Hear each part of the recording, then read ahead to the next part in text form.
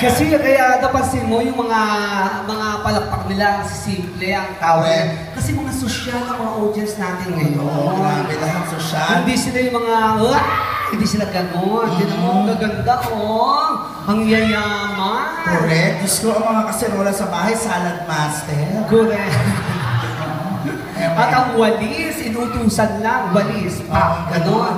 Mga walis sa bahay, may tatak Nimbus 2000. Magandang gabi po sa inyong lahat. Ako po si Ate Kay. At ako naman po si Kim Idol. Ito po ang kauna-unahang show namin dito sa Brighton. Maraming salamat po. At nasilayan nyo kami. Malay nyo, ito na po ang muli namin. Diba? Hindi natin alam. Diyos ko, mamaya pag-uwi namin, hindi na lumanding na aeroplano. Yung mga ganyan instances. Anyway, ladies and gentlemen, we are really excited to be here. Unang-una, we heard that Brighton is the gay capital of United Kingdom. Tama po ba?